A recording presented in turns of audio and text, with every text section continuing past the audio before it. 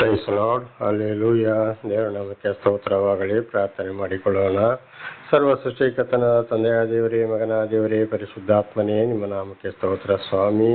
ಈ ದಿವಸ ಈ ಸಮಯ ಕೂಡ ನಿಮ್ಮಿಂದ ನೇಮಕವಾದಂಥ ದಿವಸ, ಸಮಯದಕ್ಕಾಗಿ ಸ್ತೋತ್ರ.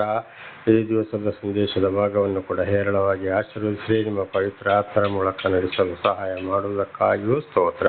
ನಿಮ್ಮೆಲ್ಲ ಉಪಕಾರಗಳಿಗಾಗಿ ಕೃತಜ್ಞತಾ ವಂದನೆಗಳು. ಯೇಸುವಿನ ನಾಮದಲ್ಲಿ ಪ್ರಾರ್ಥಿಸಿದ್ದೇನೆ ನಮ್ಮ ತಂದೆಯ ಆಮೇನ್.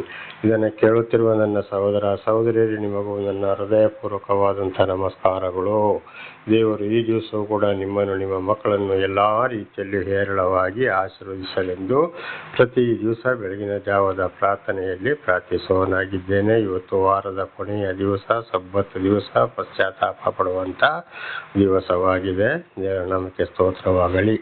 ಈ ದಿವಸದ ವಚನವು ಕೂಡ ಕೀರ್ತನೆಗಳು 33ನೇ ಅಧ್ಯಾಯ 4ರಿಂದ. ಕೀರ್ತನೆಗಳು 33:4. ಯೆಹೋವನ ವಚನವು ಯಥಾರ್ಥವಾದದ್ದು, ಆತನ ಕೃತ್ಯವೆಲ್ಲ ನಂಬಿಕೆಯಾಗಿದೆ. ದೇವರ ನಾಮಕ್ಕೆ ಸ್ತೋತ್ರವಾಗಲಿ. ನೋಡಿ, ದೇವರ ಮಾತು ಮಾತ್ರ ಸತ್ಯವಾಗಿದ್ದ, ಯಥಾರ್ಥ, ಹೇಳಿದಂಥ ವಾಕ್ಯಗಳು ಎಲ್ಲ ನಡೆಯುವಂಥದ್ದು. ಇವತ್ತು ಎಲ್ಲ ಗ್ರಂಥಗಳು ಅಂದರೆ ಇವತ್ತು ಬೈಬಲು, ಕುರಾನು, ಮಹಾಭಾರತ, ವೇದಗಳು, ಭಗವದ್ಗೀತೆಯಲ್ಲಿ ಏನೇನು ಬರೆಯಲ್ಪಟ್ಟಿದೆಯೋ ಅದು ಮಾತ್ರ, ಅದುವೇ ಇವತ್ತು ಎಲ್ಲವೂ ಭೂಮಿ ಆಕಾಶ ಸರ್ವವನ್ನು ಸೃಷ್ಟಿ ಮಾಡಿದಲ್ಲಿಂದ ಇವತ್ತಿನವರೆಗೂ ಇನ್ನು ಮುಂದೆ ಅಂದರೆ ಎಲ್ಲವೂ ಸರ್ವನಾಶ ಅಂತ್ಯ ಆಗುವವರೆಗೂ ಕೂಡ ಏನೇನು ಆಗಿದೆ ಎಲ್ಲವೂ ಅದರಲ್ಲಿ ಬರೆಯಲ್ಪಟ್ಟಿದೆ. ಆ ಮಾತುಗಳು ಇವತ್ತು ಕೂಡ ನೆರವೇರ್ತಲೇ ಇದೆ. ಪ್ರತಿ ಒಂದು ವಿಷಯದಲ್ಲಿ ಮಳೆ, ಗಾಳಿ, ಚಳಿ, ಅಂತ್ಯ, ಭೂಕಂಪ, ಬಿರುಗಾಳಿಗಳು, ಚಂಡಮಾರುತಗಳು, ದೊಡ್ಡ ದೊಡ್ಡ ಕಾಯಿಲೆಗಳು, ಏನೇನು ಆಗಬೇಕೋ ಹೋಗಬೇಕೋ ಪ್ರತಿಯೊಂದನ್ನು ದೇವರೇ ಆಗಲೇ ಹೇಳಿ, ದೇವರು ಆರಿಸಿಕೊಂಡವರ ಮುಖಾಂತರ ಅಂದರೆ ಪ್ರವಾದಿಗಳ ಮುಖಾಂತರ, ಸಾಕ್ಷಿಗಳ ಮೂಲಕ ಅಂತ ಬರೆಸಿದ್ದಾರೆ. ಅದು ಯಥಾರ್ಥವಾದದ್ದು, ತಪ್ಪುವುದಿಲ್ಲ. ಇವತ್ತು ಉದಾಹರಣೆಗೆ ರಾಜ್ಯಕ್ಕೆ ರಾಜ್ಯವೇ, ರಾಷ್ಟ್ರಕ್ಕೆ ರಾಷ್ಟ್ರವೇ ಯುದ್ಧಗಳು ನಡೀತಾ ಇರೋದು ಬರೆಯಲ್ಪಟ್ಟಿದೆ, ಈಗಲೂ ಬರೀತಲೇ ಇದೆ, ಇನ್ನು ಮುಂದೆ ಆಗುವುದು ಕೂಡ ಬರೆದಿದೆ. ಅದನ್ನೇ ವಿಜ್ಞಾನಿಗಳು ಕೂಡ ಒಂದೊಂದು ಹೇಳುವುದು, ಅಲ್ಲಿ ಹಾಗಾಯಿತು, ಇಲ್ಲಿ ಹೀಗಾಯಿತು ಅಂತ ಹೇಳಿ. ದೇವರ ಅನೇಕ ಪ್ರವಾದಿಗಳು ಕೂಡ, ದೇವರ ಮನುಷ್ಯರು ಕೂಡ ಇವತ್ತು ಅದನ್ನೇ ಹೇಳುವಂಥದ್ದು. ಅದಕ್ಕೆ ಹೇಳಿದ್ದು, ಯೆಹೋವನ ವಚನವು ಯಥಾರ್ಥವಾದದ್ದು, ಆತನ ಕೃತ್ಯವೆಲ್ಲ ನಂಬಿಕೆಯಾಗಿದೆ.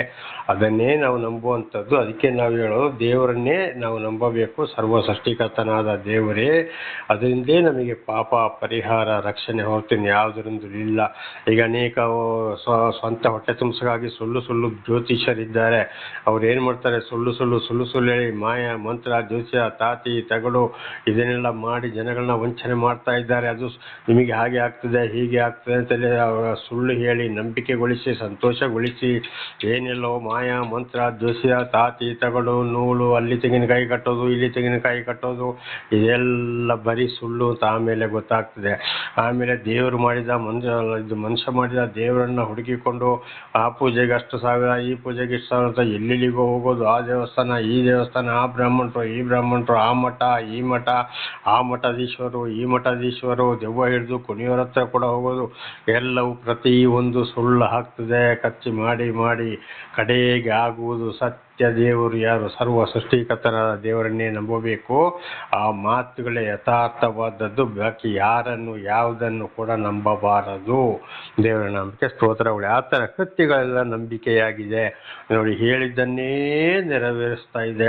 ಅಲ್ಲಿ ಏನು ಬರೆಯಲ್ಪಟ್ಟಿದೆಯೋ ಈ ಭೂಮಿಯ ಮೇಲೆ ಈಗ ನಡೆಯುವಂಥದ್ದು, ಹಿಂದೆ ನಡೆದಿದ್ದು, ಇನ್ನು ಮುಂದೆ ನಡೆಯುವಂಥದ್ದು, ಅದು ನೆರವೇರ್ತಲೇ ಇದೆ. ಒಬ್ಬೊಬ್ಬರ ಜೀವಿತದಲ್ಲಿ ಕೂಡ ದೇವರ ವಾಕ್ಯದಂತೆ ದೇವರು ಏನೇನು ಮಾಡಬೇಕು ಅವರ ಜೀವಿತದಲ್ಲಿ ಅದುವೇ ನೆರವೇರುವುದು ಹೊರತು ಬೇರೆ ಯಾವುದು ನೆರವೇರುವುದಿಲ್ಲ. ಹಾಗೆ ದೇವರಿಂದ ಆಯ್ಕೆಗೊಂಡವರ ಮುಖಾಂತರ ದೇವರು ಏನು ಮಾಡ್ತಾರೆ, ಅವರಿಗೆ ಸರಿಯಾದ ಜ್ಞಾನವನ್ನು ಕೊಟ್ಟು ಗ್ರಂಥಗಳನ್ನು ಓದಿ ತಿಳಿದು ಇನ್ನೊಬ್ಬರ ಭವಿಷ್ಯತ್ತನ್ನು ಕೂಡ ದೇವರು ತಿಳಿಸೋರಾಗಿದ್ದಾರೆ. ಅದುವೇ ನೆರವೇರ್ತದೆ. ಅದು ಕಡೆಗೆ ಅವರವರ ಒಂದು ಸ್ವಂತ ಬುದ್ಧಿಗೆ ಏನು ಮಾಡ್ತಾರೆ, ಅಯ್ಯೋ ಅವನೇನು ಹೇಳ್ತಾನೆ ಅಂತೇಳಿ ಅದನ್ನು ಕೇಳದೆ ಯಾರ್ಯಾರೋ ಹೀಗೆ ಆಗಲೇ ಹೇಳಿದಾಗೆ ಏನೇನೋ ಸುಳ್ಳು ಹೇಳೋರ ಮುಖಾಂತರ ಮಾತನ್ನು ಕೇಳಿ ಎಲ್ಲೆಲ್ಲಿಗೂ ಹೋಗ್ತಾರೆ, ಎಷ್ಟೆಷ್ಟೋ ಖರ್ಚುಗಳನ್ನು ಮಾಡ್ತಾರೆ. ಆಮೇಲೆ ಸರಿಯಾಗಿ ದೇವರ ವಾಕ್ಯದ ಮೂಲಕ ಮಾತನಾಡೋರನ್ನ ಏನು ಹೇಳ್ತಾರೆ, ಆ ಮಾತು ಅವರಿಗೆ ಲೆಕ್ಕಕ್ಕೆ ಇಲ್ಲ. ಕೊನೆಗೆ ಅಯ್ಯೋ ಅವತ್ತು ಅವನು ಹಾಗೆ ಹೇಳ್ದ, ಇವತ್ತು ಇವನು ಹೇಗೆ ಹೇಳ್ದ, ಅವ್ರು ಹಾಗೆ ಹೇಳಿದರು, ಇವರು ಹೇಳಿದ್ರು, ಅದುವೇ ನೆರವೇರಿತು, ನಿಜನೇ. ಆಮೇಲೆ ಕೊನೆಗೆ ಕೆಟ್ಟ ಮೇಲೆ ಬುದ್ಧಿ ಬಂತು ಅಂತೇಳಿ ಒಂದು ಗಾದೆ ಇದೆಯಲ್ವಾ, ಅದೇ ಪ್ರಕಾರ ಮತ್ತೆ ಆಗುವಂಥದ್ದು. ಆದ್ದರಿಂದ ನಾವು ಏನು ಮಾಡಬೇಕು, ದೇವರ ಮಾತು ಯಥಾರ್ಥ, ಅದುವೇ ನೆರವೇರುವಂಥದ್ದು ನಮ್ಮ ಜೀವಿತದಲ್ಲಿ ಕೂಡ, ಪ್ರತಿಯೊಬ್ಬರ ಜೀವಿತದಲ್ಲಿ ಕೂಡ. ಈಗ ಒಬ್ಬೊಬ್ರು ಎಷ್ಟೋ ಓದ್ಬೋದು, ನನ್ನ ಮಗ ಅಷ್ಟು ಹಾಗಾಗಬೇಕು, ನನ್ನ ಮಗಳು ಹೀಗಾಗಬೇಕು, ಆ ಅಧಿಕಾರಿ ಆಗಬೇಕು, ಈ ಅಧಿಕಾರಿ ಆಗಬೇಕು, ಅಷ್ಟು ಲಕ್ಷ ಸಂಬಳ, ಇಷ್ಟು ಲಕ್ಷ ಸಂಬಳ, ಅಲ್ಲಿ ಕಳಿಸ್ಬೇಕು, ಇಲ್ಲಿ ಕಳಿಸ್ಬೇಕು ಅಂತೇಳಿ ಖಂಡಿತವಾಗಿಯೂ ಸಾಲ ಮೂಲ ಮಾಡಿ ಬಡ್ಡಿಗೆ ತಗೊಂಡು ಏನೇನೋ ಮಾಡಿಕೊಂಡು ಏನೇನೋ ಎಷ್ಟೆಷ್ಟೋ ಓದಿಸ್ತಾರೆ, ಆ ಡಿಗ್ರಿ ಈ ಡಿಗ್ರಿ ಅಂತೇಳಿ. ಅಲ್ಲಿ ದೇವರ ಚಿತ್ತವೇ ಇಲ್ಲ. ಕೊನೆಗೆ ದೇವರ ಚಿತ್ತ ಏನಿರುವುದು ಅದುವೇ ನೆರವೇರುವುದು. ಕೊನೆಗೆ ಹೋಗ್ಕೊಂಡೊಂದು ಸಣ್ಣ ಸಣ್ಣ ಕೆಲಸಗಳಿಗೆ ಅಲ್ಲಿ ಇಲ್ಲಿ ಸೇರಿಕೊಳ್ಳುವಂಥದ್ದು. ಅದಕ್ಕೆ ಮೊದಲೇ ದೇವರು ತಿಳಿಯಪಡಿಸ್ತಾರೆ, ದೇವರು ಆದುಕೊಂಡವರ ಮುಖಾಂತರ, ನೋಡಿಯಪ್ಪ ಈ ರೀತಿ ಹೋಗಿ ಈ ರೀತಿ ಹೋಗಿ ಅಂತ. ಆಗ ಕೇಳಿಕೊಂಡು ಹೋದರೆ ಅವರು ಗೆದ್ರು, ಇಲ್ಲಂದ್ರೆ ಖಂಡಿತವಾಗಿ ಆಮೇಲೆ ಅಯ್ಯೋ ಅಂತೇಳಿ ಏನು ಹೇಳಿ ಪ್ರಯೋಜನ ಇಲ್ಲ. ಹಿಡಿದ ಹಕ್ಕಿಯನ್ನು ಬಿಟ್ಟು ಹಾರುವ ಹಕ್ಕಿ, ಒಬ್ಬ ಏನು ಮಾಡೋದು, ಮನುಷ್ಯ ಒಂದು ಹಕ್ಕಿಯನ್ನು ಹಿಡಿದು ಅದು ಬಹಳ ಚೆನ್ನಾಗಿತ್ತು. ಆಮೇಲೆ ಏನು ಮಾಡ್ದ, ಮೇಲೆ ಹಾರಿಕೊಂಡು ಹೋಗುವ ಹಕ್ಕಿ ಅದಕ್ಕಿಂತಲೂ ಚೆನ್ನಾಗಿದೆ, ಅದನ್ನು ಹಿಡಿತೇನೆ ಅಂತೇಳಿ ಹಿಡಿದ ಹಕ್ಕಿಯನ್ನು ಬಿಟ್ಟ. ಕಡೆಗೆ ಆ ಹಾರಿಕೊಂಡು ಹೋಗುವ ಹಕ್ಕಿಯೂ ಇಲ್ಲ, ಈ ಹಕ್ಕಿಯೂ ಇಲ್ಲ, ಇವನು ಮೇಲೆ ನೋಡಿಕೊಂಡೇ ಬಾಕಿ, ಹಕ್ಕಿ ಗೂಡನ್ನು ನೋಡಿಕೊಂಡೇ ಬಾಕಿ. ಅದೇ ಕಾರಣ ಅತಿ ಆಸೆ ಗತಿ ಕೇಡು. ದೇವರ ಮಾತನ್ನು ಮೀರಿ ಹೋದರೆ ಇದುವೇ ಆಗುವಂಥದ್ದು. ಆಗ ಯೆಹೋವನ ವಚನವು ಯಥಾರ್ಥವಾದದ್ದು, ಆತನ ಕೃತ್ಯವೆಲ್ಲ ನಂಬಿಕೆಯಾಗಿದೆ. ಹಾಗೆ ಇವತ್ತು ಆಯಾ ಜನಗಳು ಆಯಾ ಗ್ರಂಥಗಳನ್ನು ಓದಿ ಚೆನ್ನಾಗಿ ತಿಳ್ಕೊಂಡು ಸರ್ವ ಸೃಷ್ಟಿಕರ್ತನಾದ ದೇವರ ಮೇಲೆ ಮಾತ್ರ ಭರವಸೆ ಇಡಬೇಕು. ಅವರ ಮಾತೇ ಸತ್ಯವಾಗುವಂಥದ್ದು. 5ನೇ ವಚನ, ಆತನು ನೀತಿ ನ್ಯಾಯಗಳನ್ನು ಪ್ರೀತಿಸುವವನು. ದೇವರು ನೋಡಿ ತಿಳಿಸಿದ ಮೇಲೆ ವಾಕ್ಯಕ್ಕೆ ಯಾರು ವಿಧೇಯರಾಗಿ ಜೀವಿಸ್ತಾರೋ, ನೀತಿ ನ್ಯಾಯಗಳು ಅವರನ್ನು ಮಾತ್ರ ಪ್ರೀತಿ ಮಾಡ್ತಾರೆ, ಅವರನ್ನು ಮಾತ್ರ ನಡೆಸ್ತಾರೆ ಹೊರತು ಬೇಕೆ ಗರ್ವ ಅಹಂಕಾರ ಮಾತಾಡಿಕೊಂಡು ಲೋಕದ ವಿಷಯಗಳನ್ನ ಮಾತಾಡಿಕೊಂಡು ಈಗಾಗಲೇ ನಾವು ಮಾತನಾಡಿದ ಕೇಳಿದ ಹಾಗೆ ಅಂಥ ವಿಚಾರದಲ್ಲಿ ಹೋಗುವವರು, ತನ್ನ ಸ್ವಾರ್ಥದಲ್ಲಿ ಹೋಗುವವರು, ಅವರು ಇಂಥ ರಾಜಕಾರಣಿಗಳು, ಇಂಥ ಕೋಟ್ಯಾಧಿಪತಿಗಳು ಏನೇ ಆಗ್ಬೋದು, ಅಂಥವ್ರನ್ನ ಪ್ರೀತಿ ಮಾಡುವುದಿಲ್ಲ. ದೇವರು ತಿಳಿಯಪಡಿಸಿದ ಮೇಲೆ ಆ ಮಾತುಗಳಿಗೆ ವಿಧೇಯರಾಗಿ ಜೀವಿಸುವವರನ್ನು ಮಾತ್ರ ದೇವರು ಪ್ರೀತಿ ಮಾಡುವವರಾಗಿದ್ದಾರೆ. ಎಲ್ಲವರನ್ನ ಪ್ರೀತಿಸುವುದು ಇಲ್ಲ, ಎಲ್ಲರನ್ನ ಕರೆಯೋದು ಕೂಡ ಇಲ್ಲ. ಈಗ ನಾವು ಬಹಳ ಸಲ ಅದನ್ನು ತಿಳ್ಕೊಂಡಿದ್ದೇವೆ. ಒಂದು ರಾಜಕಾರಣಿಗಳು ಎಷ್ಟೆಷ್ಟೋ ಕೋಟಿ ಮನೆ, ಎಂತೆಂಥ ಕೋಟಿ, ಎಂತೆಂಥ ಫ್ಯಾಕ್ಟ್ರಿಗಳು, ಎಲ್ಲೆಲ್ಲೋ ಫಾರಿನಲ್ಲಿ ಕೂಡ ಆಸ್ತಿ ಪಾಸ್ತಿ ಇಡೀ ಮಾಡಿರ್ತಾರೆ. ಕಡೆಗೆ ಬರುವಂಥದ್ದು ಏನು ದೊಡ್ಡ ದೊಡ್ಡ ಕಾಯಿಲೆ ಹಿಡ್ಕೊಂಡು ನರಳಾಡಿ ಸಾಯ್ತಾರೆ, ರೌಡಿಗಳ ಕೈಯಲ್ಲಿ ಸಾಯ್ತಾರೆ, ಫ್ಲೈಟಲ್ಲಿ ಸಾಯ್ತಾರೆ, ವಾಹನ ಅಪಘಾತದಲ್ಲಿ ಸಾಯ್ತಾರೆ. ಆಮೇಲೆ ಅದೇ ಪಾಪದ ಫಲ ಅವರ ಮಕ್ಕಳಿಗೆ ಕೂಡ, ಹೆತ್ತ ತಂದೆಯ ದೋಷ ಫಲ 3-4 ಮಕ್ಕಳ ತಲೆಮಾರಿಗೆ ಕಡೆಗೆ ನಿರ್ನಾಮ ಆಗಿ ಹೋಗ್ತಾರೆ. ಅದು ಕೂಡ ಈ ಹಿಂದೆ ಕೂಡ ಬಹಳಷ್ಟು ಸಾಕ್ಷಿಗಳನ್ನು ಕೊಟ್ಟಿದ್ದೇನೆ. ಈಗಲೂ ಅದುವೇ ನಡೀತಾ ಇದೆ. ಒಂದ್ಸಲ ಮಾತ್ರ ಬಹಳ ಚೆನ್ನಾಗಿರ್ಬೋದು. ಬೆಳಿಗ್ಗೆ ಹೂವು ಹೇಗಿರ್ತದೆ, ಬಹಳ ಚೆನ್ನಾಗಿರ್ತದೆ. ಆ ಹೂವು ಕೊಯ್ದ ಮೇಲೆ, ಇಲ್ಲದಿದ್ದರೆ ಸೂರ್ಯ ಮೂಡ್ತಾ ಬಂದಾಗೆ ಏನಾಗ್ತದೆ, ಮೇಲೆ ಏರ್ತಾ ಬಂದಾಗೆ ಬಿಸಿಲಿನ ಕಾವು ಜಾಸ್ತಿ ಆಗ್ತಾ ಬಂದಾಗೆ ಹೂವು ಒಣಗಿ ಹೋಗ್ತದೆ, ಸಾಯಂಕಾಲ ಹೊತ್ತಿಗೆ ಬಾಡಿ ಹೋಗ್ತದೆ. ಆಮೇಲೆ ಅದನ್ನು ತಗೊಂಡೋಗಿ ಇಲ್ಲಿ ಅದನ್ನು ತಿಪ್ಪೆ ಗುಂಡಿಗೆ ಇಷ್ಟು ಬಿಡ್ತಾರೆ, ಕಸದ ಬುಟ್ಟಿಗೆ ಹಾಕ್ತಾರೆ. ಅದೇ ರೀತಿ ಅನ್ಯಾಯ, ದೇವರ ಮಾತನ್ನು ಕೇಳದೆ ನಡೆಯೋರು, ಅನ್ಯಾಯ, ದಗ, ಮೋಸ, ಪ್ರತಿಯವರು ಏನೇ ಮಾಡಿರಲಿ ಆ ಸಮಯ ಮಾತ್ರ ಆಮೇಲೆ ನಿರ್ನಾಮ ಆಗಲೇಬೇಕು. ಅದಕ್ಕೆ ದಾವೀದರಸರು ಹೇಳಿದ್ದು, ಆತನು ನೀತಿ ನ್ಯಾಯಗಳನ್ನು ಪ್ರೀತಿಸುವವನು. ಎಂಥ ಕಷ್ಟ ಸಂಕಟ ದುಃಖ ಬಂದರೂ ದೇವರು ದರ್ಶನ ಕೊಟ್ಟ ಮೇಲೆ ಅದರಂತೆ ಯಾರು ನಡೆಯುತ್ತಾರೋ, ಮಾತನ್ನು ಕೇಳ್ತಾರೋ ಅವರನ್ನು ದೇವರು ಪ್ರೀತಿ ಮಾಡುವವನಾಗಿದ್ದಾನೆ. ಇದಕ್ಕೆ ನಾನು ಕೂಡ ಒಂದು ಸಾಕ್ಷಿಯಾಗಿದ್ದೇನೆ. ದೇವರ ಸ್ತೋತ್ರ. ಭೂಲೋಕವೆಲ್ಲ ಯೆಹೋವನ ಕೃಪೆಯಿಂದ ತುಂಬಿದೆ. ಇಡೀ ಭೂಲೋಕದಲ್ಲಿ ನೋಡಿ ದೇವರ ಕೆಲಸವೇ ಕಾಣುವುದು, ದೇವರ ಆಶೀರ್ವಾದವು ತುಂಬಿದು. ಉದಾಹರಣೆಗೆ ಭೂಮಿಯನ್ನು ಸೃಷ್ಟಿ ಮಾಡಿದ್ರು, ಭೂಮಿಯಲ್ಲಿ ಮೇಲೆ ಇದ್ದಂಥ ನೀರನ್ನು ತಗೊಂಡೋಗಿ ಭೂಮಿಯ ಸುತ್ತು ಸಮುದ್ರವನ್ನಾಗಿ ಇಟ್ಟರು, ಭೂಮಿ ಒಣನೆಲವನ್ನು ಕಾಣುವಂತೆ ಮಾಡಿದ್ರು, ಎಲ್ಲ ಮರಗಳನ್ನು, ಗಿಡ ಬಳ್ಳಿಗಳು, ಹಣ್ಣು ಹಂಪಲುಗಳನ್ನು ಬೆಳೆಸಿದರು. ಆಮೇಲೆ ಮನುಷ್ಯರನ್ನು ಸೃಷ್ಟಿ ಮಾಡಿದ್ರು, ಪ್ರಾಣಿ ಪಕ್ಷಿಗಳನ್ನು ಸೃಷ್ಟಿ ಮಾಡಿದ್ರು, ಅವರಿಗೆ ಬೇಕಾದ ಆಹಾರವನ್ನು ಕೊಟ್ಟರು. ಭೂಮಿಯ ಮೇಲೆ ಸಂಚರಿಸುವ ವಾಹನಗಳನ್ನು ತಯಾರು ಮಾಡುವಂತೆಯ ವಿಜ್ಞಾನಿಗಳಿಗೆ, ಮನುಷ್ಯರಿಗೆ ಜ್ಞಾನವನ್ನು ಕೊಟ್ಟರು. ಅದಕ್ಕೆ ಬೇಕಾದ ಪೆಟ್ರೋಲು, ಡೀಸೆಲು, ಆಯಿಲನ್ನು ಕೂಡ ಇಟ್ಟಿದ್ದಾರೆ. ಆಮೇಲೆ ಭೂಮಿಯ ಮೇಲೆ ನೋಡಿ ಭೂಮಿಗೆಗೋಸ್ಕರ ಸೂರ್ಯ ಚಂದ್ರ ನಕ್ಷತ್ರಗಳನ್ನ ಸೃಷ್ಟಿ ಮಾಡಿದ್ದಾರೆ. ಗಾಳಿಯನ್ನು ಸೃಷ್ಟಿ ಮಾಡಿದ್ರು. ಎಲ್ಲಿ ಭೂಮಿಯ ಕಡೆಯಿಂದ ಸಮುದ್ರದಿಂದ ನೀರಿನ ಮಂಜುಗಡ್ಡೆಯನ್ನು ತೆಗೆದುಕೊಂಡು ಬಂದು ಎಲ್ಲೆಲ್ಲಿಗೋ ಬೇಕು ಎಲ್ಲಿಗೆ ನೀರನ್ನು ಸುರಿಸ್ತಾರೆ. ಭೂಮಿಯ ಕೆಳಗಡೆ ನೀರನ್ನು ಇಟ್ಟರು. ಅಲ್ಲಿ ಚಿನ್ನ, ಬೆಳ್ಳಿ, ಬಂಗಾರ, ಕಬ್ಬಿಣ, ಉಕ್ಕು, ವಜ್ರ ಪ್ರತಿಯೊಂದನ್ನು ಅಲ್ಲಿ ಇಟ್ಟಿದ್ದಾರೆ. ದೇವರ ನಾಮಕ್ಕೆ ಸ್ತೋತ್ರವಾಗಲಿ. ಗಾಳಿ ತಿರುಗಾಡ್ತಾ ಇದೆ. ಆಗ ಇದೆಲ್ಲ ಯಾರ ಕೆಲಸ? ಯೆಹೋವನ ಕೃಪೆ. ಯೆಹೋವ ಅಂದರೆ ಪರಮಾತ್ಮ ಭಗವಂತ. ಒಂದೊಂದು ಗ್ರಂಥದಲ್ಲಿ ಒಂದೊಂದು ಹೆಸರುಗಳು, ಹಲವಾರು ಹೆಸರುಗಳು. ಸರ್ವ ಸೃಷ್ಟಿಕರ್ತರಾದ ದೇವರಿಗೆ ಇದು ಎಲ್ಲರಿಗೂ ಗೊತ್ತಿದೆ. ದೇವರ ನಾಮಕ್ಕೆ ಸ್ತೋತ್ರವಾಗಲಿ. ಹಾಗೆ ಇಡೀ ಭೂಲೋಕದಲ್ಲಿ ದೇವರ ವಿಷಯಗಳೇ ತುಂಬಿದೆ ಹೊರತು. ಆದರೆ ಇವತ್ತು ಏನು ಮಾಡಿದ್ದಾರೆ? ದೇವರ ದರ್ಶನ ಕೊಟ್ಟವರಿಗೂ ದೇವರನ್ನೇ ಇತರರ ಮೂಲಕ ತಿಳಿಯಪಡಿಸಿದ್ರು ಕೂಡ ಇವತ್ತು ಮನುಷ್ಯ ಮಾಡಿದ ವಿಗ್ರಹಗಳಿಗೆ ಪೂಜೆ ಪುಸ್ಕಾರ, ತೆಂಗಿನಕಾಯಿ ಹೋಮ ಮಾಡ್ತಾರೆ. ಎಲ್ಲೆಲ್ಲಿಗೂ ಹುಡುಕಿಕೊಂಡು ಹೋಗ್ತಾರೆ. ಆ ಪೂಜೆಗೆ ಇಷ್ಟು ಸಾವಿರ, ಈ ಪೂಜೆಗೆ ಇಷ್ಟು ಸಾವಿರ ಅಂತ ಬೋರ್ಡ್ ಹಾಕಿರ್ತಾರೆ. ಇದನ್ನೆಲ್ಲ ಮಾಡಿಕೊಂಡು ಕಡೆಗೆ ಏನು ಮಾಡ್ತಾರೆ? ಈ ರೀತಿಯಲ್ಲಿ ಅಂಥ ಬಾಯಿ ಬಾರದ ವಿಗ್ರಹಗಳನ್ನು ಇವತ್ತು ಪೂಜಿಸುವವರಾಗಿದ್ದಾರೆ. ಆದರೆ ಸರ್ವ ಸೃಷ್ಟಿ ಮಾಡಿದಂಥ ದೇವರು ಇವತ್ತು ಮಾತನಾಡುವವರಾಗಿದ್ದಾರೆ. ಅದುವೇ ಮಳೆಗಾಲದಲ್ಲಿ ಗುಡುಗು ಸಿಡಿಲು ದೇವರ ಮಾತಾಗಿದೆ. ಆ ಸರ್ವ ಸೃಷ್ಟಿಗತನಾದ ದೇವರನ್ನು ಅನ್ನ ನೀರು ಸಾಕಿಕೊಟ್ಟು ಸಾಕು ದೇವರಿಗೊಂದು ನಮಸ್ಕಾರ ಮಾಡ್ತಾ ಇಲ್ಲ, ಒಂದು ಕೃತಜ್ಞತೆಯನ್ನು ಸಲ್ಲಿಸ್ತಾ ಇಲ್ಲ. ಗೊತ್ತಿಲ್ಲದ್ರೆ ಗೊತ್ತಿಲ್ಲ, ಗೊತ್ತಿದ್ದುಕೊಂಡು ತಿಳ್ಕೊಂಡವರು ಕೂಡ ಇವತ್ತು ಅದನ್ನೇ ಮಾಡ್ತಾ ಇದ್ದಾರೆ. ಉದಾಹರಣೆಗೆ ಯೇಸು ಅಂತೇಳಿ ಬೊಂಬೆ ಮಾಡ್ಕೊಂಡು ಪೂಜಿಸ್ತಾ ಇದ್ದಾರೆ. ಈಶ್ವರ, ಶಿವ, ಪರಮೇಶ್ವರ ಅಂತೇಳಿ ಬೊಂಬೆ ಮಾಡಿಸಿಕೊಳ್ತಾ ಇದ್ದಾರೆ. ಶ್ರೀಕೃಷ್ಣ ಅಂತೇಳಿ ಬೊಂಬೆಗಳನ್ನು ಮಾಡ್ಕೊಳ್ತಾ ಇದ್ದಾರೆ. ನಾನಾ ರೀತಿಯಲ್ಲಿ. ಆಗ ಇವರೆಲ್ಲ ದೇವರಲ್ವ? ದೇವರು ಹೌದು, ಆದರೆ ಆ ದೇವರಿಗೆ ರೂಪ ಇಲ್ಲ. ದೇವರಿಗೆ ಒಂದೊಂದು ಹೆಸರಿಗೆ ಒಂದೊಂದು ಅರ್ಥವಾಗಿದೆ.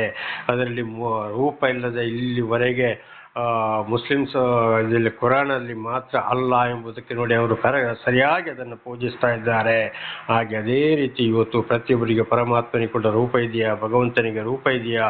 ಇಲ್ಲವೇ ಇಲ್ಲ. ಒಂದೊಂದು ಹೆಸರಿಗೆ ಒಂದೊಂದು ಅರ್ಥ. ಆದರೆ ಇವತ್ತು ಅನೇಕರು ತಿಳಿದವರು ಕೂಡ ಏನು ಮಾಡ್ತಾರೆ?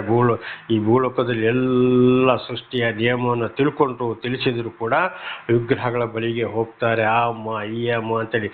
ಮಳೆ ಬಂದು ಕೊಚ್ಚಿ ಹೋಗ್ತದೆ, ಬಿಸಿಲಲ್ಲಿ ಒಡೆದು ಹೋಗ್ತದೆ. ಆಮೇಲೆ ದೊಡ್ಡ ದೊಡ್ಡ ಚಂಡಮಾರುತ ಬಿರುಗಾಳಿ ಬಂದಾಗ ಕೊಚ್ಚಿ ಹೋಗ್ತದೆ. ಆ ದೇವಸ್ಥಾನದೊಳಗೆ ಕಳ್ಳರು ನುಗ್ಗಿ ಅಲ್ಲಿರುವ ದುಡ್ಡು, ಬೆಳ್ಳಿ, ಬಂಗಾರವನ್ನು ಕದೀತಾರೆ. ಇವತ್ತು ದೊಡ್ಡ ದೊಡ್ಡ ದೇವಸ್ಥಾನಗಳಲ್ಲಿ ನಾವು ಮಾಧ್ಯಮಗಳಲ್ಲಿ ಕೂಡ ನೋಡ್ಬೋದು, ಎಲ್ಲವೂ ಪತ್ರಿಕೆಗಳಲ್ಲಿ ಓದ್ಬೋದು. ದೊಡ್ಡ ದೊಡ್ಡ ದೇವಸ್ಥಾನಗಳಲ್ಲಿ ಪೂಜೆ ಮಾಡುವ ಅಲ್ಲಿ ಪೂಜಾರಿಗಳೇ ಬೇಕಾದಷ್ಟು ಎಲ್ಲವನ್ನ ಕೊಳ್ಳೆ ಹೊಡಿತಾರೆ. ಸ್ವಲ್ಪ ಮಾತ್ರ ಲೆಕ್ಕ ತೋರಿಸ್ತಾರೆ. ಆದರೆ ಸರ್ವ ಸೃಷ್ಟಿಕರ್ತನಾದ ದೇವರಿಗೆ ದೇವಸ್ಥಾನ ಬೇಕಾಗಿದೆಯೋ, ಪೂಜೆ ಬೇಕಾಗಿದೆಯೋ? ಯಾವುದು ಬೇಡ. ಈ ರೀತಿ ಕದಲಿಕೆ ಆಗ್ತದ? ಇಲ್ಲ. ಒಂದೊಂದು ಪೂಜೆಗೆ ಇಷ್ಟು ಕೊಡು ಅಂತ ಏನಾದರೂ ದೇವರು ಹೇಳಿದ್ದಾರಾ? ಇಲ್ಲ. ನನ್ನ ಮಾತನ್ನು ಕೇಳಿ ನಡೆಯಿರಿ. ಇಂತಿಂಥ ಬಟ್ಟೆ ಹಾಕ್ಕೊಳ್ಳಿ, ಇಂಥ ನಾಮ ಹಾಕ್ಕೊಳ್ಳಿ, ಇಂಥ ಮಾಲೆಗಳನ್ನ ಹಾಕ್ಕೊಳ್ಳಿ, ಜಪ ಮಾಡಿ ಪ್ರಾರ್ಥನೆ ಮಾಡಿ ಅಂತ ಹೇಳಿದ್ದಾರೆ. ಇಂತಿಂಥ ಬಟ್ಟೆಗಳನ್ನ ಹಾಕ್ಕೊಳ್ಳಿ ಅಂತ ಏನಾದರೂ ಹೇಳಿದ್ದಾರೆಯೋ? ಖಂಡಿತವಾಗಲೂ ಇಲ್ಲ. ಹಾಗೆ ನೋಡುವಾಗ ಅದಕ್ಕೆ ಭೂಲೋಕದಲ್ಲೆಲ್ಲ ಯೆಹೋವನ ಕೃಪೆಯಿಂದ ತುಂಬಿದೆ. ಇದನ್ನು ನೋಡಿ ನಾವು ತಿಳ್ಕೊಳ್ಬೇಕು. ಒಂದು ವೇಳೆ ಗೊತ್ತಿಲ್ಲದಿರುವ ದೇವರು ಆದುಕೊಂಡವರ ಮುಖಾಂತರ ಇದನ್ನು ತಿಳಿಸುವಾಗ ಹಿಂದಿನ ಜೀವಿತವನ್ನು ಬಿಟ್ಟು ಸರ್ವ ಸೃಷ್ಟಿಕರ್ತನಾದ ದೇವರನ್ನು ಮಾತ್ರ ನಾವು ಹಿಂಬಾಲಿಸಬೇಕು. ಯಾವುದೇ ವಿಗ್ರಹಗಳಲ್ಲ, ಯಾವ ಮಾಯಮಂತ್ರವಲ್ಲ, ಯಾವುದೇ ಪೂಜೆ ಅಲ್ಲ, ಯಾವುದೇ ಹೋಮ ಅಲ್ಲ, ಯಾವುದೇ ಮನುಷ್ಯರನ್ನು ಕೂಡ ದೇವರ ಸ್ಥಾನದಲ್ಲಿ ಕಾಣಬಾರದು. ಅನೇಕರು ಹೋಗಿ ನೀವೇ ದೇವರು, ನೀವೇ ಸ್ವಾಮೀಜಿಗಳು ಅಂತ ಅನೇಕರು ಕಾಲಿಗೆ ಬೀಳಿಸಿಕೊಳ್ತಾರೆ. ಅದು ಅವರಿಗೆ ಮಹಾ ದೊಡ್ಡ ಶಾಪ. ತಿಳಿದು ಯಾರು ಹೋಗಿ ಕಾಲಿಗೆ ಬೀಳ್ತಾರೋ ಆಮೇಲೆ ಅವರ ಮೇಲೆ ಕೂಡ ದೇವರ ಕೋಪ ಅವರಿಗೂ ಕೂಡ ದೇವರ ಕೋಪ. ಆದರೆ ನಾವು ಸರ್ವ ಸೃಷ್ಟಿಕರ್ತನಾದ ದೇವರ ಮೇಲೆ ಮಾತ್ರ ನಂಬಿಕೆ, ಆತನ ವಿಷಯವನ್ನು ಸರಿಯಾಗಿ ಸತ್ಯವಾಗಿ ಬೆಂಕಿ ಚೂರಾಗಿ ಖಂಡಿತವಾಗಿ ಇದ್ದಾಗೆ ಯಾವುದಕ್ಕೂ ಹಾಸ್ಯ ಪಡದೆ ಯಾರು ಬೋಧನೆ ಮಾಡ್ತಾರೋ ಅವರನ್ನು ಮಾತ್ರ ಹಿಂಬಾಲಿಸಬೇಕೆಂಬುದಾಗಿ ಸರ್ವ ಸೃಷ್ಟಿಕರ್ತನಾದ ದೇವರ ಒಂದು ಆಶೀರ್ವಾದವಾಗಿದೆ. ದೇವರ ನಾಮಕ್ಕೆ ಸ್ತೋತ್ರವಾಗಲಿ. ಹಲ್ಲೆಲೂಯಾ. ಹಾಗೆ 6ನೇ ವಚನ, ಯೆಹೋವನ ಅಪ್ಪಣೆಯಿಂದಲೇ ಆಕಾಶವು ಉಂಟಾಯಿತು. ನೋಡಿ, ಆದಿಕಾಂಡ 1ನೇ ಅಧ್ಯಾಯದಲ್ಲಿ ನೋಡುವಾಗ ಮೊದಲು ದೇವರು ಆಕಾಶವನ್ನು ಮತ್ತು ಭೂಮಿಯನ್ನು ಉಂಟು ಮಾಡಿದರು. ಆಗ ಅಲ್ಲಿ ಪಾತಾಳದಿಂದ ಪರಲೋಕದವರೆಗೆ, ಅಂದರೆ ಕೈಲಾಸ ವೈಕುಂಠದವರೆಗೆ ಬರೀ ನೀರೇ ಇತ್ತು. ಅದರ ಮಧ್ಯದಲ್ಲಿ ಆಕಾಶ ಒಂದು ಗುಮ್ಮಟ ಉಂಟಾಗಲಿ ಅಂತ ಹೇಳಿದರು. ಇದು ಬೈಬಲಲ್ಲಿ ಆದಿಕಾಂಡ 1ನೇ ಅಧ್ಯಾಯದಲ್ಲಿ ಇದೆ. ಆ ಮಾತಿನಲ್ಲಿ ಆಕಾಶ ಉಂಟಾಯಿತು. ದೇವರ ನಮಗೆ ಸ್ತೋತ್ರವಾಗಲಿ. ಅದುವೇ ಇವತ್ತು ನೋಡಿ, ಒಂದು ಏನಾದರೂ ಕಂಬ ಇದೆಯಾ, ಒಂದು ಸಪೋರ್ಟ್ ಇದೆಯಾ, ಏನಾದರೂ ಇದೆಯೋದಕ್ಕೆ ಇಲ್ಲ. ಅದು ನೀರನ್ನು ಇಂಗಡ ಮಾಡಿತು. ಭೂಮಿಯ ಕೆಳಗಿನ ನೀರು ತಗೊಂಡೋಗಿ ದೇವರು ಸಮುದ್ರವನ್ನಾಗಿ ಮಾರ್ಪಡಿಸಿದರು. ಆಕಾಶದ ಮೇಲೆ ಈಗಲೂ ನೀರಿದೆ. ಅದು ಸರ್ವ ಸೃಷ್ಟಿಕರ್ತನಿಗೆ, ಸಾಕ್ಷಾತ್ ಪರಬ್ರಹ್ಮನಿಗೆ, ಅಲ್ಲಾ ದೇವರಿಗೆ, ಯೇಸು ಕ್ರಿಸ್ತನಿಗೆ, ಅಂದರೆ ದೇವರೊಬ್ಬನೇ ನಾಮ ಹಲವು ಚೆನ್ನಾಗಿ ಗೊತ್ತಿದೆ, ಹಾಗಾಗಿ ಹೇಳಬೇಕಂತ ಅವಶ್ಯಕತೆ ಇಲ್ಲ. ಅಲ್ಲಿ ಸರ್ವ ಸೃಷ್ಟಿಕರ್ತನಾದ ದೇವರು ವಾಸ ಮಾಡುವುದು, ಪ್ರತಿಯೊಬ್ಬರನ್ನು ಅಲ್ಲಿಂದ ಇಣಿಕಿ ನೋಡೋರಾಗಿದ್ದಾರೆ.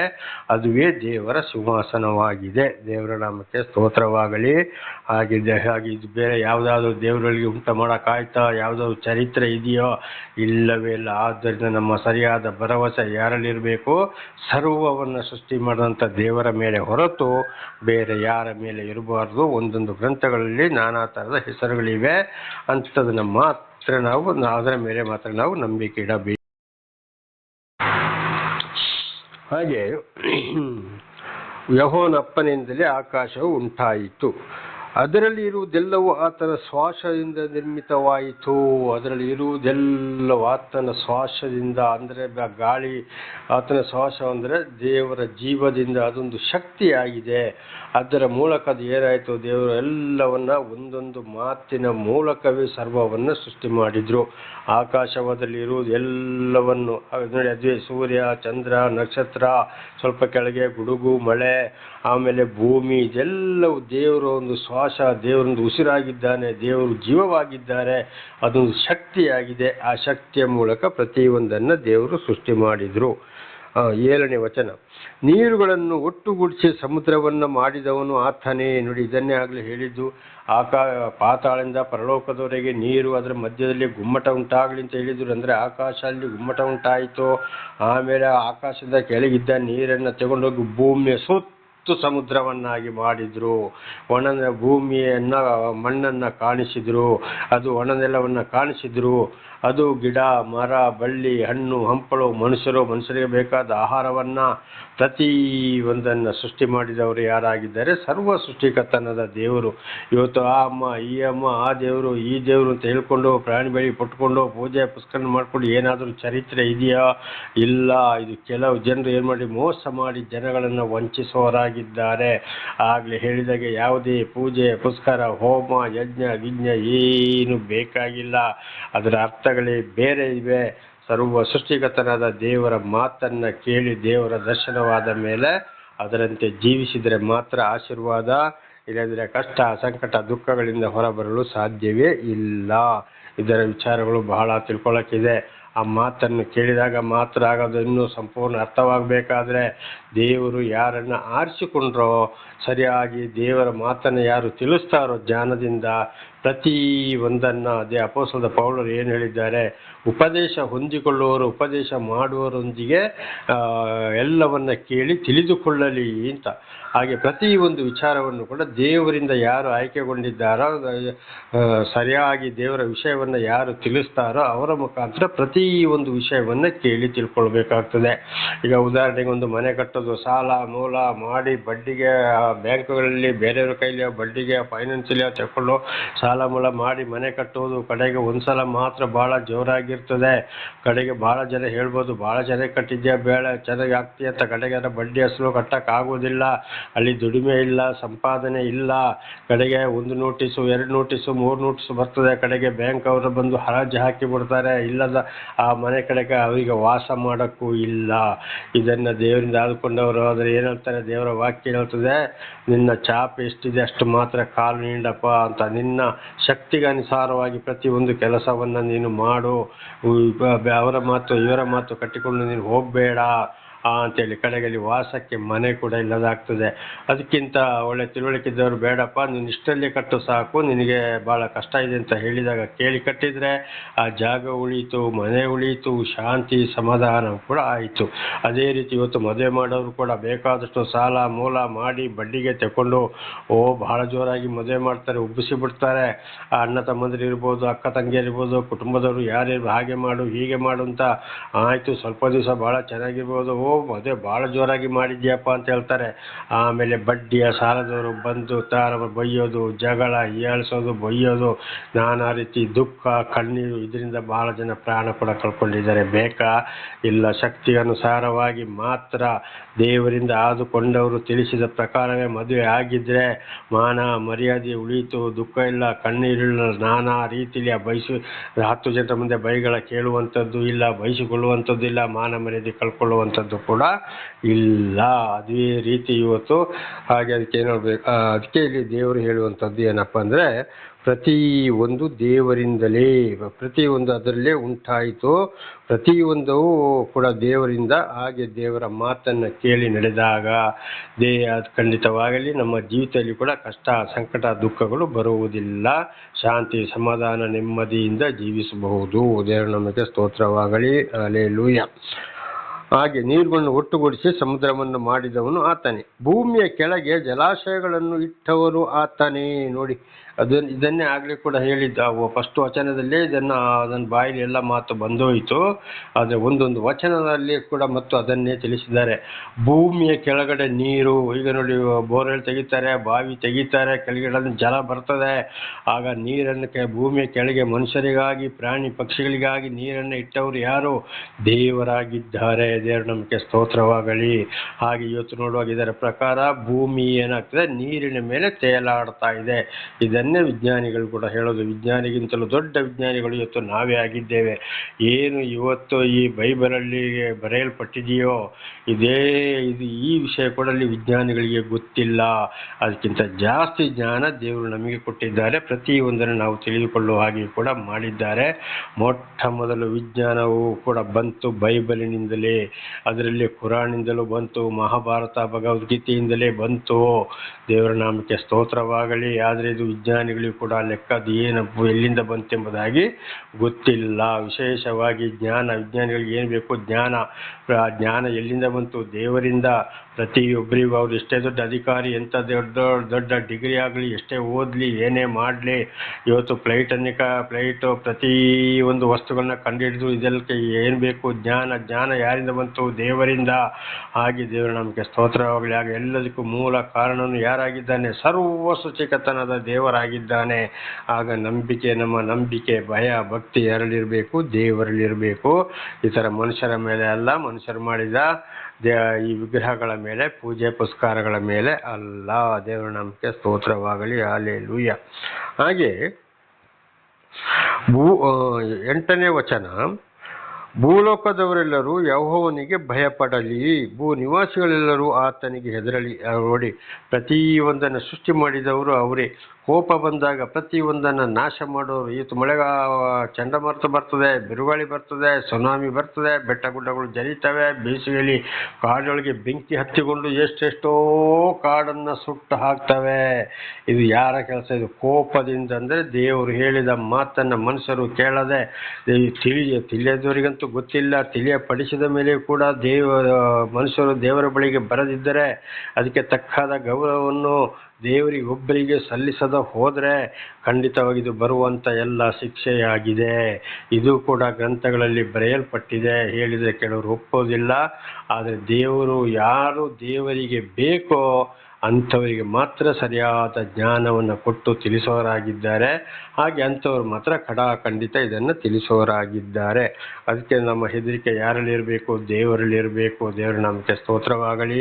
ಇವತ್ತು ಎಷ್ಟೋ ಮಸೀದಿ ಇರ್ಬೋದು, ಮಂದಿರ ಇರ್ಬೋದು, ಅದೇ ಚರ್ಚ್ಗಳಿರ್ಬೋದು, ದೇವಸ್ಥಾನ ಇರ್ಬೋದು, ಏನೋ ಇರ್ಬೋದು. ನೋಡಿ, ಚಂಡಮಾರುತ, ಬಿರುಗಾಳಿ ಬಂದಾಗ ಎಲ್ಲ ಬಡ್ಕೊಂಡು ಹೋಗ್ತದೆ, ಕೊಚ್ಚಿಕೊಂಡೇ ಹೋಗ್ತದೆ. ದೇವ್ರ ನಮಗೆ ಸ್ತೋತ್ರ. ಕೊರೋನಾ ಬಂತು ನೋಡಿ, ಕೊರೋನಾ ಬಂದಾಗ ಪ್ರತಿಯೊಂದು ಬಂದಾಯಿತು. ಆಗ ದೇವ್ರುಗಳನ್ನು ಎಲ್ಲ ಅದರೊಳಗಿಟ್ಟು ಬೀಗ ಹಾಕ್ಲಿಕ್ಕೆ ಆಗ್ತದ? ಇಲ್ಲ. ಎಲ್ಲ ಬಂದೆ. ಆಗ ದೇವ್ರುಗಳು ಎಲ್ಲಿ ಹೋದ್ರು? ಅದರೊಳಗೆ ಕೂತಿದ್ವು? ಇಲ್ಲ.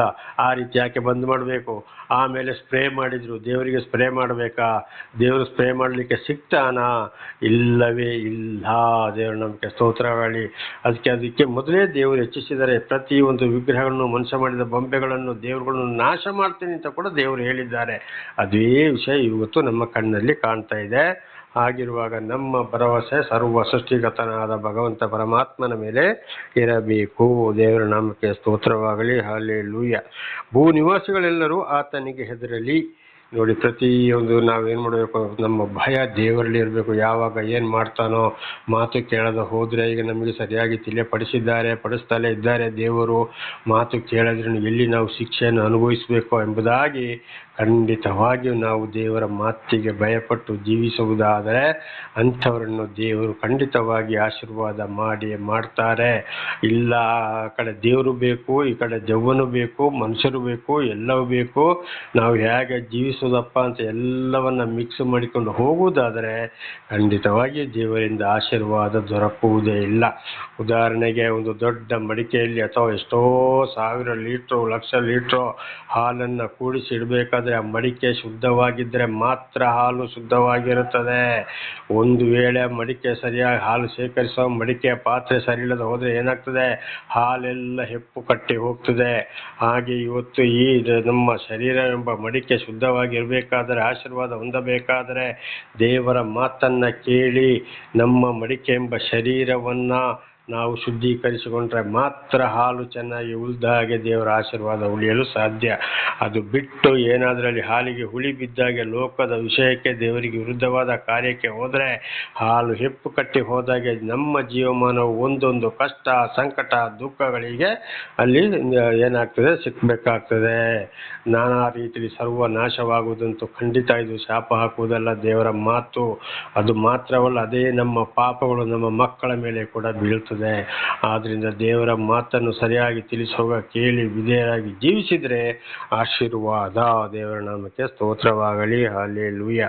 ಅದಕ್ಕೆ ಅಲ್ಲಿ ಹೇಳಿದ್ದು, ಭೂಲೋಕದವೆಲ್ಲರೂ ಯೆಹೋವನಿಗೆ ಭಯಪಡಲಿ, ಭೂ ನಿವಾಸಿಗಳೆಲ್ಲರೂ ಆತನಿಗೆ ಹೆದರಲಿ ಅಂತ. ದೇವರ ನಾಮಕ್ಕೆ ಸ್ತೋತ್ರ. 9ನೇ ವಚನ, ಆತನು ನುಡಿದ ಮಾತ್ರಕ್ಕೆ ಸಮಸ್ತವು ಉಂಟಾಯಿತು. ನೋಡಿ, ಯಾವುದೇ ಕೆಲಸ ಕಾರ್ಯಗಳನ್ನು ದೇವರು ಪ್ರತಿ ಒಂದು ಮಾತಿನಲ್ಲಿ ಸರ್ವವನ್ನ 6 ದಿವಸದಲ್ಲಿ ಸೃಷ್ಟಿ ಮಾಡಿದ್ರು. ಆದಿಕಾಂಡ 1ನೇ ಅಧ್ಯಾಯದಲ್ಲಿ ಸರ್ವವನ್ನ 6 ದಿವಸದಲ್ಲಿ ಉಂಟು ಮಾಡಿದ್ರು. ಅದೇ ಇವತ್ತು ವಾರಕ್ಕೆ 6 ದಿವಸ ಅಂದ್ರೆ ಭಾನುವಾರದಿಂದ ಶುಕ್ರವಾರದವರೆಗೆ, ವಾರದ ಕೊನೆಯ ದಿವಸವೇ ಶನಿವಾರ, ಅದುವೇ ಸಬ್ಬತ್ ದಿವಸ, ವಿಶ್ರಾಂತಿ ದಿವಸವಾಗಿದೆ. ದೇವರ ನಾಮಕ್ಕೆ ಸ್ತೋತ್ರವಾಗಲಿ. ಅದುವೇ ಇವತ್ತು ಪ್ರತಿ ಶನಿವಾರ ಕೂಡ ಶಾಲಾ ಮಕ್ಕಳಿಗೆ ಮಧ್ಯಾಹ್ನದ ಮೇಲೆ ರಜೆಯಾಗಿದೆ. ದೇವರ ನಾಮಕ್ಕೆ ಸ್ತೋತ್ರ. ಆಗ ಭಾನುವಾರ ಪೂರ್ತಿ ರಜೆ. ಯಾಕೆಂದ್ರೆ ದೇವರು ಸತ್ತಲ್ಲಿಂದ ಹುಟ್ಟಿ ಬಂದ ದಿವಸ, ಪುನರುತ್ಥಾನ. ಓಂ ಮೃತ್ಯುಂಜಯಾಯ ನಮಃ ಅಂತ ನಮ್ಮ ಸಂಸ್ಕೃತದಲ್ಲಿ ಇದೆ, ದೇವರ ಭಾಷೆಯಲ್ಲಿ. ಅದೇ ಬೈಬಲ್ ನೋಡುವಾಗ ಯೇಸು ಪುನರುತ್ಥಾನಗೊಂಡರು ಎಂಬುದಾಗಿ ಇದೆ. ಅದುವೇ ಭಾನುವಾರ, ವಾರದ ಮೊದಲನೇ ದಿವಸ, ದೇವರು ಮಣ್ಣೊಳಗಿಂದ ಎದ್ದು ಬಂದಂಥ ದಿವಸ. ಅದುವೇ ಇಡೀ ಭಾನುವಾರ ರಜೆಯಾಗಿರೋದು. ಶನಿವಾರ ಸಬ್ಬತ್ತು ದಿವಸ, ಅದುವೇ ಮಕ್ಕಳಿಗೆ ಮಧ್ಯಾಹ್ನದ ಮೇಲೆ ರಜೆ. ದೇವರ ನಾಮಕ್ಕೆ ಸ್ತೋತ್ರವಾಗಲಿ. ಲೆಕ್ಕದಲ್ಲಿ ಶನಿವಾರ ಕೂಡ ಯಾರು ಕೆಲಸ ಮಾಡುವಾಗಿಲ್ಲ, ಸರಿಯಾಗಿ ತಿಳ್ಕೊಂಡ್ರೆ. ಅದುವೇ ಇವತ್ತು ಕ್ರಿಶ್ಚಿಯನ್ ರಾಷ್ಟ್ರಗಳಲ್ಲಿ ವಾರಕ್ಕೆ 5 ದಿವಸ ಕೆಲಸ. ಯಾವಾಗ ಸೋಮವಾರದಿಂದ ಶುಕ್ರವಾರದವರೆಗೆ, ಶನಿವಾರ ಭಾನುವಾರ ರಜೆ. ಶನಿವಾರ ಪಶ್ಚಾತ್ತಾಪ ಪಡಲೇಬೇಕು, ಸಬ್ಬತ್ತು ದಿವಸ ದೇವಾಲಯಕ್ಕೆ ಹೋಗಲೇಬೇಕು, ಅಲ್ಲಿ ಸರಿಯಾದ ಬೋಧನೆ ನಡೆಯಲೇಬೇಕು. ಸುಳ್ಳು ಬೋಧನೆ ಮಾಡಿದವರಿಗೂ ಶಿಕ್ಷೆ ಇದೆ. ಭಾನುವಾರ ದೇವರನ್ನು ಆರಾಧಿಸುವಂಥದ್ದು, ಸಂತೋಷಪಡಿಸುವಂಥದ್ದು, ಮಹಿಮೆ ಪಡಿಸುವಂಥದ್ದು. ಹಾಗೆ ವಾರದಲ್ಲಿ 5 ದಿವಸ. ಇದು ಪ್ರತಿ ಒಂದಲ್ಲಿ ಕೂಡ ಇದೇ ವಿಷಯ ಇದೆ. ಸರಿಯಾಗಿ ತಿಳಿದುಕೊಂಡವರು ಕಮ್ಮಿ, ತಿಳಿಸಿದವರು ಕೂಡ ಬಹಳ ಕಡಿಮೆ. ಒಂದೊಂದು ರಾಷ್ಟ್ರದಲ್ಲಿ ಒಂದೊಂದು ಕಾನೂನುಗಳಿವೆ. ಆದ್ದರಿಂದ ಸರಿಯಾದ ದೇವರ ವಿಷಯ ಹೊರಬರಲು ಸಾಧ್ಯವಿಲ್ಲ. ಈ ವಿಷಯ ನಿಜವಾಗ್ಲೂ ನೆರವೇರಿರೋದು ಯಾವುದರಲ್ಲಿ? ಬೈಬಲಲ್ಲಿ ಮಾತ್ರ ಇದನ್ನು ಕಂಡು ಹಿಡಿದುಕೊಳ್ಳುವಂಥದ್ದು. ದೇವರ ನಾಮಕ್ಕೆ ಸ್ತೋತ್ರವಾಗಲಿ. ಹಲ್ಲೆಲೂಯಾ. 9ನೇ ವಚನ, ಆತನು ನುಡಿದ ಮಾತ್ರಕ್ಕೆ ಸಮಸ್ತ ಉಂಟಾಯಿತು, ಆತನು ಆಜ್ಞಾಪಿಸುತ್ತಲೇ ಸರ್ವವು ಸ್ಥಾಪನೆಯಾಯಿತು. ನೋಡಿ, ಬರೀ ಆಗ ಇದನ್ನು ಹೇಳಿದ ಹಾಗೆ ಅಲ್ಲಿ 6 ದಿವಸದಲ್ಲಿ ಒಂದೊಂದು ಮಾತಿನಲ್ಲಿ ಒಂದೊಂದು ಕೆಲಸವು ಉಂಟಾಯಿತು. ಸರ್ವ ಸೃಷ್ಟಿಯು ಇದುವೇ ದೇವರ ಕೆಲಸವಾಗಿದೆ. 10, ಯೆಹೋವನು ಅನ್ಯಜನರ ಸಂಕಲ್ಪಗಳನ್ನು ಅರ್ಥ ಮಾಡುತ್ತಾನೆ. ದೇವರ ಮಾತನ್ನು ದೇವರು ಆರಿಸಿಕೊಂಡರ ಮುಖಾಂತರ ಸರಿಯಾಗಿ ತಿಳಿಸಿದಾಗ ಅದಕ್ಕೆ ವಿರುದ್ಧವಾಗಿ ಇವತ್ತು ದೇವರನ್ನು ಅರಿತುಕೊಂಡವರೇ ದೇವ ಮಾನವರೇ ಅಂಥವರು ಇಂಥವ್ರು ಅಂತ ಹೇಳಿಕೊಂಡು ಸುಳ್ಳು ಹೇಳಿ ಜನಗಳನ್ನ ಮೋಸ ಮಾಡಿಕೊಂಡು ದೇವರ ಹೆಸರನ್ನು ಹೇಳಿಕೊಂಡು ಹಣ ಸಂಪಾದನೆ ಆಸ್ತಿ ಬೆಳ್ಳಿ ಬಂಗಾರ ವಾಹನಗಳನ್ನ ಮಾಡಿಕೊಂಡು ಅವರ ಗಂಡ ಹೆಂಡತಿ ಮಕ್ಕಳ ಐಶ್ವರ್ಯಮಯ ಜೀವನವನ್ನು ನಡೆಸ್ತಾ ಇದ್ದಾರೆ. ಅವರ ಎಲ್ಲ ಕೆಲಸಗಳನ್ನು ಈ ಸಂಕಲ್ಪಗಳನ್ನು ದೇವರು ಅರ್ಥ ಮಾಡುತ್ತಾನೆ, ಅದರ ನೆರವೇರಲು ಬಿಡುವುದಿಲ್ಲ. ಅವರು ಎಷ್ಟು ಅನ್ಯಾಯ ದಗ ಮೋಸ ಸುಳ್ಳು ಹೇಳಿ ಸಂಪಾದನೆ ಮಾಡ್ತಾರೋ ಅದಕ್ಕೆ ಸರಿಯಾಗಿ ಕಾಯಿಲೆ ಕಸಗಳು ಹೊಡೆದಾಟಗಳು ಬಡದಾಟಗಳು, ಗಂಡನಿಗೆ ಸರಿಯಿಲ್ಲ, ಹೆಂಡತಿ ಸರಿಯಿಲ್ಲ, ಮಕ್ಕಳು ಸರಿಯಿಲ್ಲ, ನಾನಾ ರೀತಿ ಎಲ್ಲವನ್ನ ತೆಗೆದುಕೊಂಡು ಹೋಗಿ ಆಸ್ಪತ್ರೆಗೆ ಹಾಕಲೇಬೇಕು. ಕಡೆಗೆ ತಿನ್ನಕ್ಕೆ ಅನ್ನ ಇಲ್ಲದಾಗ್ಬೋದು, ಹಾಕ್ಲಿಕ್ಕೆ ಬಟ್ಟೆ ಕೂಡ ಇಲ್ಲದಾಗ್ಬೋದು. ದೇವರ ನಾಮಕ್ಕೆ ಸ್ತೋತ್ರ. ಇದು ಅನೇಕ ಇವತ್ತು ಸೇವಕರುಗಳಲ್ಲಿ ಅಂದರೆ ಪಾಸ್ಟ್ಗಳು, ಫಾದರ್ಗಳು, ಗುರೂಜಿಗಳು, ರೆವರೆಂಡ್ಗಳು, ಬಿಷಪ್ಗಳು, ಬ್ರಾಹ್ಮಣರು, ಮಠಾಧೀಶರು, ಪೂಜಾರಿಗಳು ಅಂತ ಹೇಳೋರನ್ನ ಅನೇಕರನ್ನ ನಾವು ಇವತ್ತು ಕಾಣಬಹುದು. ದೇವರ ನಾಮಕ್ಕೆ ಸ್ತೋತ್ರವಾಗಲಿ. ಹಾಗೆ ಖಂಡಿತವಾಗಿ ಅಲ್ಲಿ ಏನು ಮಾಡ್ತಾರೆ ಅಂದರೆ ಯೆಹೋವನು ಅನ್ಯ ಜನರ ಸಂಕಲ್ಪಗಳನ್ನು ವ್ಯರ್ಥ ಮಾಡುತ್ತಾರೆ. ಅವರ ಯಾವ ಕಾರ್ಯದಲ್ಲಿ ನೆರವೇರಲು ದೇವರು ಬಿಡುವುದಿಲ್ಲ. ಅವರ ಯೋಜನೆಗಳನ್ನು ನಿಷ್ಫಲ ಮಾಡುತ್ತಾನೆ. ಅವರು ಮೊದಲು ಬಹಳ ಯೋಚನೆ, ಇನ್ನು ಮುಂದೆ ಹಾಗೆ ಮಾಡ್ತೀನಿ ಹೀಗೆ ಮಾಡ್ತೀನಿ. ಈಗ ಉದಾಹರಣೆಗೆ ಒಂದು ಅವರಿಗೆ ಬೇಕಾಗಿರೋದೊಂದು ಮನೆ, ಅದಕ್ಕೆ ದೇವರ ಹೆಸರುಕೊಂಡು ಸೈಟ್ ತಗೊಳ್ಳೋದು, ಅಲ್ಲಿ ಇಲ್ಲಿಂದ ಬೇಡಿ ಮಾಡಿ ಸಾಲ ಮೂಲ ಮಾಡಿ ಬೆಳ್ಳಿ ಬಂಗಾರಗಳನ್ನೆಲ್ಲ ಅಡವಿಟ್ಟುಕೊಂಡು 2 ಮಾಡಿ ಕಡಿಮೆ 3 ಮಾಡಿ ಹೀಗೆಲ್ಲ ಕಟ್ಟೋದು, ಅಲ್ಲಿ ಕೆಳಗೆ ಅವರಿಗೆ ಒಂದು ಕಾರು ಪಾರ್ಕಿಂಗ್ ಮಾಡೋದು, ಮೇಲೆ ಅವರಿಗೆ ವಾಸಕ್ಕೆ ಮನೆ ಮಾಡೋದು, ಮೇಲೆ ಚರ್ಚ್ ಮಾಡೋದು, ಹೀಗೆಲ್ಲ ಮಾಡಿಕೊಂಡು ಅಲ್ಲಿ ಏನು ಮಾಡ್ತಾರೆ, ಅವರ ಲಾಭಕ್ಕಾಗಿ ದೇವರ ಹೆಸರುಗಳನ್ನು ಉಪಯೋಗಿಸಿಕೊಳ್ಳುತ್ತಾರೆ. ಆದರೆ ಖಂಡಿತವಾಗಿ ಆ ಸಂಕಲ್ಪಗಳನ್ನು ನೆರವೇರಲು ಬಿಡುವುದಿಲ್ಲ. ಅದನ್ನು ಒಂದಲ್ಲ ಒಂದು ರೀತಿಯಲ್ಲಿ ಶಿಕ್ಷೆಗೆ ಒಳಪಡಿಸಿ ಬಡಿಸ್ತಾರೆ. ಬಹಳ ಕಷ್ಟ ಸಂಕಟ ದುಃಖಗಳನ್ನು ಅನುಭವಿಸಬೇಕಾಗ್ತದೆ. ಅವರಿಗೆ ಬೇಕಾಗಿರೋದು ಮನೆ, ಆದರೆ ದೇವರ ಹೆಸರು. ಆಶ್ರಮಗಳನ್ನ ಹೇಳಿಕೊಂಡು ಅನೇಕರು ಹಣ ಸಂಪಾದನೆಗೆ ಹೊರಟಿದ್ದಾರೆ. ಆಸ್ಪತ್ರೆಗಳನ್ನ ಹೇಳಿಕೊಂಡು ಅನೇಕರು ದೇವರ ಹೆಸರು ಹೇಳಿಕೊಂಡು ಹಣ ಸಂಪಾದನೆಗೆ ಹೊರಟಿದ್ದಾರೆ. ಶಾಲೆಗಳಂತೂ ಈಗ ಬೀದಿಯಲ್ಲಿ ಹೇಳೋದೇ ಬೇಡ, ಹೆಸರು ಮಾತ್ರ ದೇವರದ್ದು. ಆದರೆ ಒಂದಲ್ಲ ಒಂದು ರೀತಿಗೆ ಶಿಕ್ಷೆ ಒಳಗೆ ಪಡಿಸುತ್ತಲೇ ಇದ್ದಾರೆ. ಒಂದಲ್ಲ ಒಂದು ದಿವಸ ಒಂದು ಭೂಮಿಗೆ ಶಿಕ್ಷೆ ಬಂದು ದೇವರ ಕೋಪ ಎರಗಿ ಬಂದಿದೆ. ಒಂದಲ್ಲ ಒಂದು ದಿವಸ ಸರ್ವ ನಾಶ. ಅವ್ರ ಜೀವಲೋಕದಲ್ಲೇ ಇದನ್ನು ಕೂಡ ಬಹಳ ಒಂದು ಕಷ್ಟ ಸಂಕಟ ದುಃಖಗಳನ್ನು ಅನುಭವಿಸಬೇಕಾಗ್ತದೆ. ನಾವು ನೋಡಿ ಚೆನ್ನಾಗಿ ತಿಳ್ಕೊಳ್ಬೇಕು, ಅರ್ಥ ಮಾಡಿಕೊಳ್ಳಬೇಕು. ದೇವರ ನಾಮಕ್ಕೆ ಸ್ತೋತ್ರವಾಗಲಿ. ಆದ್ದರಿಂದ ದೇವರು ದರ್ಶನ ಕೊಟ್ಟ ಮೇಲೆ, ದೇವರು ಸರಿಯಾಗಿ ಆದುಕೊಂಡವರ ಮೂಲಕ ತಿಳಿಯಪಡಿಸಿದ ಮೇಲೆ ಆ ಮಾತಿಗೆ ವಿಧೇಯರಾಗಿ ಜೀವಿಸಿದರೆ ಮಾತ್ರ ನಮಗೆ ಆಶೀರ್ವಾದ. ಇದು ನಾಳೆಗೂ ಮುಂದುವರಿಯುವುದು. ಪ್ರಾರ್ಥನೆ ಮಾಡಿಕೊಳ್ಳೋಣ. ಸರ್ವ ಸೃಷ್ಟಿಕರ್ತನ ತಂದೆಯ ದೇವರೇ, ಮಗನ ದೇವರೇ, ಪರಿಶುದ್ಧಾತ್ಮನೇ, ನಿಮ್ಮ ನಾಮಕ್ಕೆ ಸ್ತೋತ್ರ. ಇವತ್ತೊಂದು ಸಂದೇಶವನ್ನು ನನ್ನ ಸಹೋದರ ಸಹೋದರಿಗೆ ನೀವು ತಿಳಿಯಪಡಿಸಿದ್ದಕ್ಕಾಗಿ ಸ್ತೋತ್ರ. ಅವರು ಏನಾದರೂ ತಪ್ಪಿ ಹೋಗಿದ್ದರೆ ಕ್ಷಮಿಸಿರಿ ಕರ್ತನೇ. ನಿಮ್ಮ ಪ್ರೀತಿ ಸಾಯಲದ ಯಾರು ಪಾಪದಿಂದ ಬಿಡುಗಡೆಯಾಗಲು ಸಾಧ್ಯವಿಲ್ಲ. ನಿಮ್ಮಿಂದಲೇ ಪಾಪ ಪರಿಹಾರ ರಕ್ಷಣೆ. ಅವರಿಗೆ ವಿಶೇಷವಾದ ಜ್ಞಾನ ತಿಳುವಳಿಕೆ ಶಾಂತಿ ಸಮಾಧಾನ ಆರೋಗ್ಯವನ್ನು ಕೊಟ್ಟು ನಿಮ್ಮನ್ನೇ ಹಿಂಬಾಲಿಸಿ ಆಶೀರ್ವಾದ ಹೊಂದಿಕೊಳ್ಳುವಂತೆ ಅವರೆಲ್ಲರನ್ನ ಕ್ಷಮಿಸಿ, ಅವರ ಮಕ್ಕಳಿಗೆ ಅವರು ತಿಳಿಸಿ ಅವರೆಲ್ಲರೂ ನಿಮಗೆ ಸಾಕ್ಷಿಗಳಾಗುವಂತೆ ಮಾರ್ಪಡಿಸಿರಿ. ಹಾಗೆ ಮಾಡುವುದಕ್ಕಾಗಿ ಸ್ತೋತ್ರ. ನಿಮ್ಮೆಲ್ಲ ಉಪಕಾರಗಳಿಗಾಗಿ ಕೃತಜ್ಞತಾ ವಂದನೆಗಳು. ಯೇಸುವಿನ ನಾಮದಲ್ಲಿ ಪ್ರಾರ್ಥಿಸಿದ್ದೇನೆ ನಮ್ಮ ತಂದೆ, ಆಮೇನ್. ಇದನ್ನು ಕೇಳುತ್ತಿರುವ ನನ್ನ ಸಹೋದರ ಸಹೋದರಿಯರೇ, ನಿಮಗೂ ನನ್ನ ಹೃದಯಪೂರ್ವಕವಾದಂಥ ಧನ್ಯವಾದಗಳು. ದೇವರು ನಿಮ್ಮನ್ನು ನಿಮ್ಮ ಮಕ್ಕಳನ್ನು ಎಲ್ಲ ರೀತಿಯಲ್ಲಿ ಹೇರಳವಾಗಿ ಆಶೀರ್ವದಿಸಿ ದೇವರ ಸಾಕ್ಷಿಗಳಾಗಿ ಮಾರ್ಪಡಿಸಲಿ. ಆಮೇನ್.